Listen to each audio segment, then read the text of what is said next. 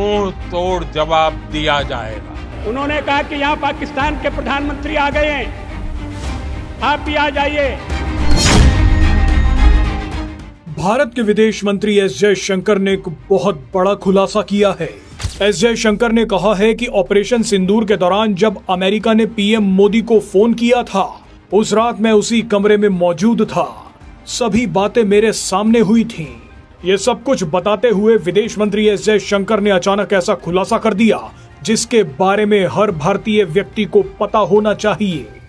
दरअसल विदेश मंत्री एस जयशंकर ने अमेरिका में बैठकर अमेरिकी मैगजीन को इंटरव्यू देते हुए अमेरिका की सरकार के झूठ को एक बार फिर बेनकाब कर दिया। सबसे पहले तो एस जयशंकर ने दोहराया कि भारत और पाकिस्तान के बीच जो सीज फायर हुआ था वो पूरी तरह से द्विपक्षीय था, यानी इसमें अमेरिकी सरकार का कुछ लेना देना नहीं था। लेकिन इसके बाद एस जयशंकर ने और भी बड़ा खुलासा कर दिया। एस जयशंकर ने जो कहा उसे सुनकर लगता है कि अमेरिका ने पाकिस्तान का नाम लेकर पीएम मोदी को धमकी देने की कोशिश की थी।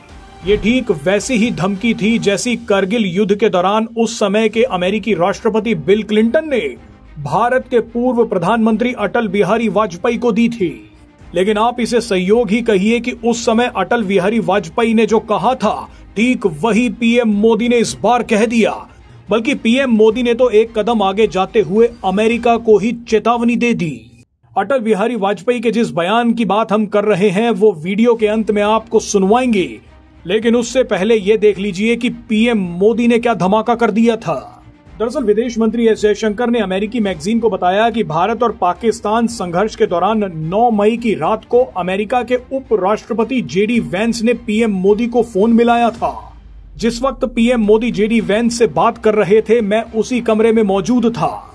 एस जयशंकर ने बताया कि अमेरिकी उपराष्ट्रपति जेडी वेंस ने पीएम मोदी से कहा कि अगर भारत कुछ बातें नहीं मानता तो पाकिस्तान भारत पर बड़ा हमला कर सकता है।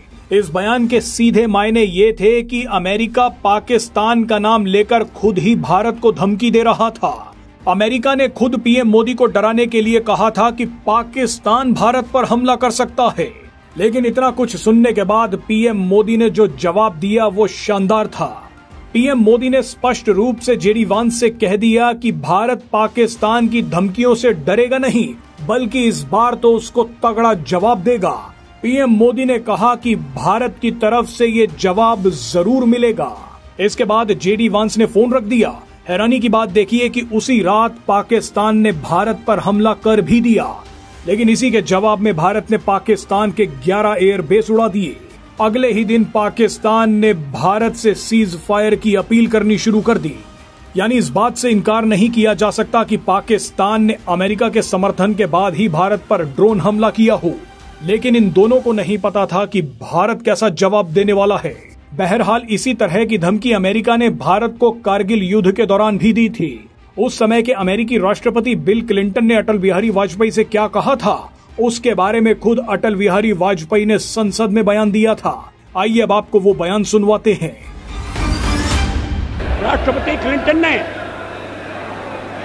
और उन्होंने कहा कि यहाँ पाकिस्तान के प्रधानमंत्री आ गए हैं, आप भी आ जाइए, दोनों मिलकर बैठिए, हम सवालों को तय करेंगे।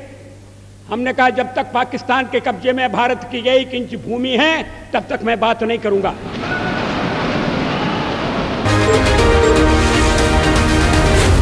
जी न्यूज़।